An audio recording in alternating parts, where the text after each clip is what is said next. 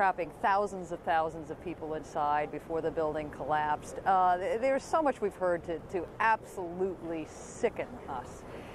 But I think that the one piece of information that has really affected New Yorkers is the fact that some 250 New York firefighters are presumed dead. Among those, New York City's fire chief, its deputy fire chief, some 85 New York City police officers missing.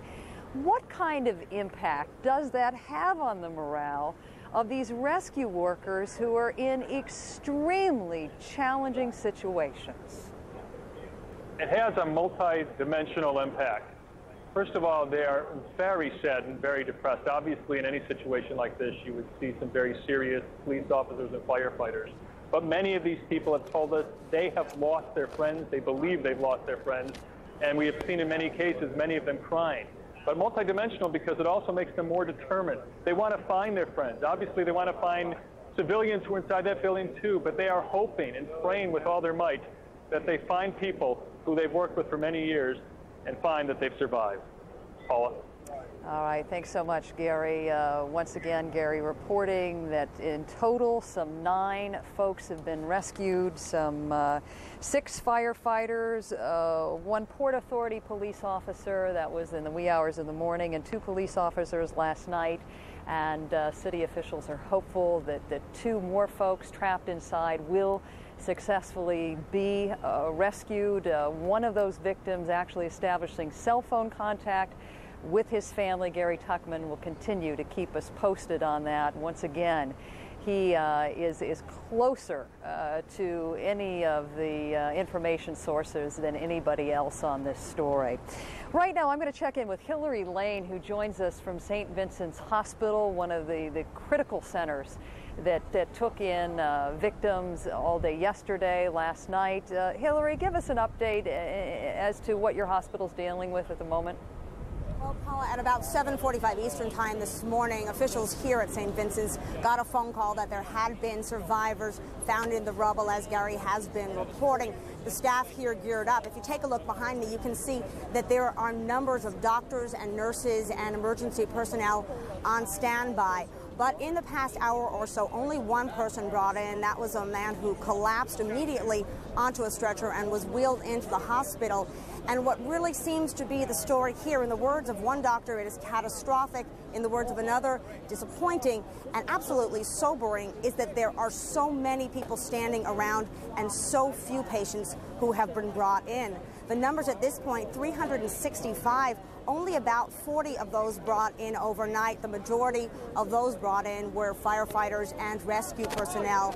There have been 4 fatalities brought here, 1 to an affiliated hospital. A short while ago, we heard from one of the paramedics who had been on the scene as of 9 a.m. yesterday morning, and here is how he described it. Initially, I was there for about 15 minutes. There were a couple explosions. It became dangerous. We grabbed one person. We commandeered an ambulance and just hightailed it out of there. My prayers are to the fellow firefighters, EMS, police officers that have died, and hopefully we'll be able to get some more some more out of there. We weren't able to get to the scene simply because it was very unsafe. So please, if you can, everybody, please pray for those that have fallen today. Now, major burn cases have been some of the most serious injuries here, and doctors say those were people who were able to make it out on their own yesterday. And if you take a look at the rubble, you can see the delicate situation that the rescue workers have to go through in order to extricate anybody who might be alive. They are cheered any time that they do receive some sort of communication. Some of it has been by cell phone, but those cases are few and far between. What one of the hospital officials here was telling me earlier is that the paramedics say that they stop about every 45 minutes and they check in for sounds. They use special dogs to see if they can hear anything, if they can smell anything. Yeah, let you take a look. There's an ambulance pulling up behind me and shouts that there may be one of the firefighters inside. I can't confirm that for you at this point, but people moving into action here as they wait for any survivors to be brought in. Triple the staff than usual in the emergency room, ready to handle any of the victims, and doctors here are saying that the sort of casualties they're likely to see here today are going to be far worse than anything that they have seen yesterday.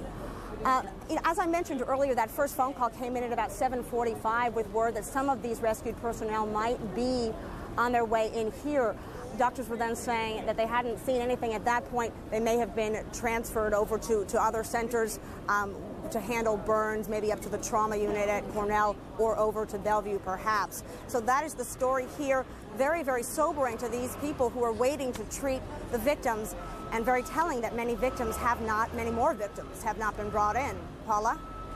Hillary Lane, thanks so much for that update. As I hear you heard your report, I guess I'm reminded that none of us are supposed to inject our own personal feelings in covering these stories, but you can't help but have a great deal of respect for the way volunteers are dealing with the carnage that has been wrought in this city. We had told you earlier this morning we expected Mayor Giuliani to hold a news conference. It has been delayed. We were expecting that about 45 minutes ago. We were told now it will get started shortly, and we'll go to that live. But once again, the level of support shown for the victims here is extraordinary. The scene you just saw playing out at St. Vincent's Hospital is being repeated all over the city, with doctors from neighboring hospitals trying to get in the city. In fact, it's difficult to get into the city today because there are a number of inbound bridges that are still closed. They're trying to get here to volunteer their services. People are trying to donate blood. There are reports even this morning of lines continuing to wrap around blocks of people trying to help out.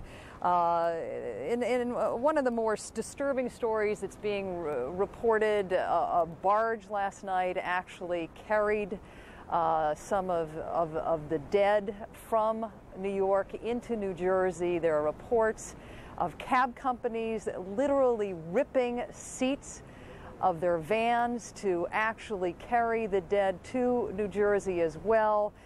We've heard a number of paramedics reinforce the fact that makeshift morgues are being set up all over the city.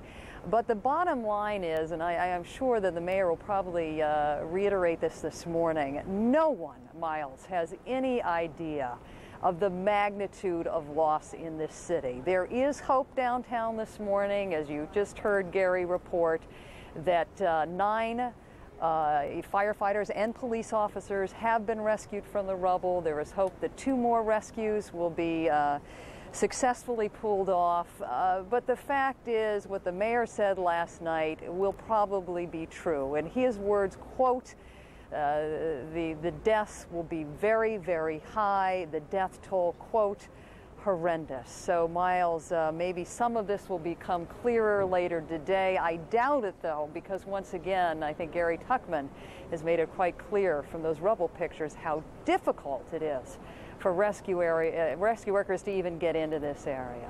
Miles? All right, thank you very much, Paula. Undoubtedly, it'll be a very difficult number to fathom. We should let you know that in about 7 minutes' time or so, officials at the Los Angeles International Airport will be holding a news briefing. 3 of the 4 hijacked flights were destined for Los Angeles, and we hope to bring you live coverage of that. That also lies ahead. Let's move now to Capitol Hill. Yesterday on Capitol Hill, a lot of tough talk and at least one touching moment. The tough talk coming from members of Congress vowing for retaliation, singling out Osama bin Laden and his organization as the group responsible for these attacks. The touching moment coming on the steps of the Capitol as members of Congress broke into song, singing God Bless America, a moment I will never forget. Let's turn it now to Kate Snow, where she will tell us about the U.S. House of Representatives going to gavel to session, and a symbolic session, right, Kate? That's right, and the Senate as well, Miles. At 10 o'clock this morning, they will be gaveling back in here. In fact, they never went out of session last night. Yesterday, they were evacuated, but they technically never stopped meeting, and that's an important point to make. Let me tell you first about the security situation here, Miles. There is a perimeter set up around the United States Capitol, 1 block east and west of the Capitol behind me, 2 blocks to the north, 2 blocks to the south. They're checking IDs. They're letting in people who work in the buildings here, staff, and obviously members of Congress starting now to come back. We have seen some joggers, some people walking their dogs around this area, so we know they're also letting people in on foot.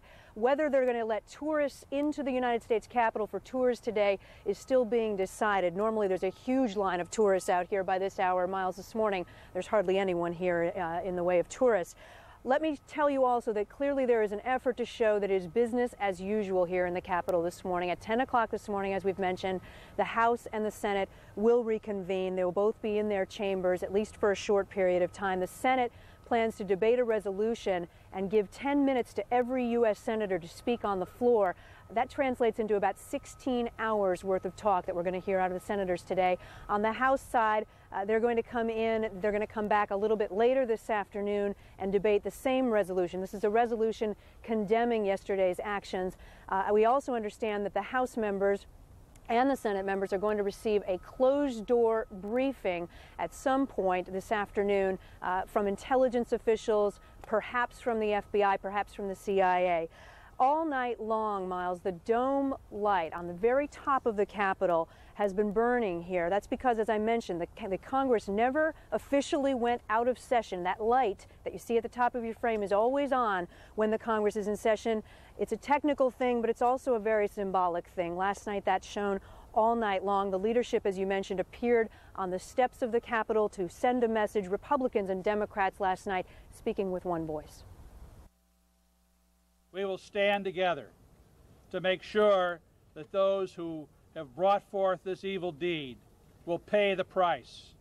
As the representatives of the people, we are here to declare that our resolve has not been weakened by these horrific and cowardly acts. The message has to be that we're going to hunt you down and we're going to find you and we're going to make you pay that price. America was hit today, but this government of the American people, for the American people, is back up on its feet. And we are functioning, and we are going to go forward together.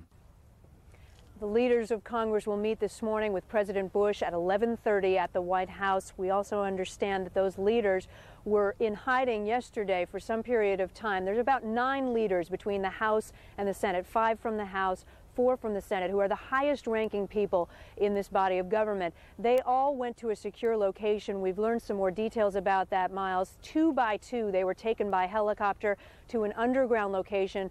Speaker of the House Hastert was taken earlier in the day, right after the plane crashed into the Pentagon. He was immediately taken away from the Capitol. About 3 hours later, the rest of the leadership was taken to that secure location. They sat together for several hours watching television together, we're told. I'm told by one aide that it was a grim situation, and I'm also told by that same aide that they were a very bipartisan group. This aide saying they're bipartisan now. I expect that will carry over in the business in the coming days. Miles. CNN's Kate Snow on Capitol Hill, thank you very much. We've just learned that President Bush will be holding a meeting of his national security team in about 2 minutes' time in the Cabinet Room at 10:45 a.m. Eastern Time. He will be making a statement to the media. We'll, of course, bring that to you as soon as we get that videotape, as soon as we capture that. Kelly Wallace is manning our post at the White House this morning from the North Lawn. Kelly, this meeting, they'll be discussing the parameters of response, undoubtedly. Can you give us any insights as to what is being discussed right now? Well, that is going to be the opportunity for the president to get the most up-to-date briefing on the investigation into who could be responsible for these attacks, as well as for the search and recovery efforts, because a big focus for the administration today is that the administration, the U.S. government, is doing everything it can to assist with recovery efforts in New York, in Pennsylvania, and of course outside Washington, D.C. at the Pentagon. So you will obviously hear the president talk about that. In fact, we understand he will be calling on the American people to do their part and to step forward and donate blood. There will in fact be a blood drive here at the White House, a bloodmobile pulling into the White House driveway earlier today. But again, as you noted, a big focus, just who might be responsible for these attacks. Now, Miles, U.S. officials publicly and even really privately not speculating at this time who they think might be responsible. U.S. Secretary of State Colin Powell on the air earlier today saying that he doesn't think it will be too long before the U.S. government is confident it does know who is responsible. But as we've been reporting, senior officials did brief key members of Congress last night. Some of those members talking to some of my colleagues at CNN, those members saying U.S. officials confident that the evidence right now pointing to affiliates or associates of Osama bin Laden. One other thing I want to show you, Miles, really a picture that sort of captures the mood here at the White House. As you would expect, the flag